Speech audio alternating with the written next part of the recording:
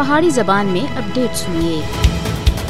بھارت وچ ہندو انتہا پسند جماعت بی جے پی دے اقتدار وچ آنے تھی بعد جتھے زمینداراں، تاجراں، طلباء اور نیویں ذاتاں مسلماناں، سکھاں، عیسائیاں، دلتاں دے خلاف بھارت دی ذمہ تنگ کر دتی گئی ہے، اتھے صحافت دے شعبے دے خلاف بھی شکنجا کسیا جا رہا ہے۔ بھارت دنیا دا واحد ملک ہے جتھے صحافی مشکل ترین صورتحال دا شکار ہیں۔ گزشتہ 5 سالہ مودی دے دور جبر وچ کم و پیش 18 صحافیاں دی جان کھین کے دی ہے۔ مودی دا بھارت صحافیاں کو سچ بولنا اور سچ لکھنا ہوتا ہے، نہ صرف سنگین نتائج دی دھمکیاں دے رہا ہے بلکہ صحافیوں کو قتل کرنا، دفاتر دی بھن تروڑ، تذلیل و تحقیر اور گرفتاریاں ہر تیڑے دا معمول بن چکا ہے، اور صحافیوں کو قانونی چارہ جوئی دا بھی حق نہیں۔ مودی دی قاتل فورس دا عدالتاں اتنے بھی دباؤ ہے۔ بی جے پی دے دور جبر وچ حکومت اتنے تنقید کرنی کسے خطرے تھی خالی نہیں ہے، چاہے صحافی ہون یا تجزیہ نگار، اہل دانش ہون یا سیاستدان، جڑا بھی تنقید کرسی اس کو غدار وطن قرار دے کے سر عام تذلیل و تحقیر کیتی جلدی ہے،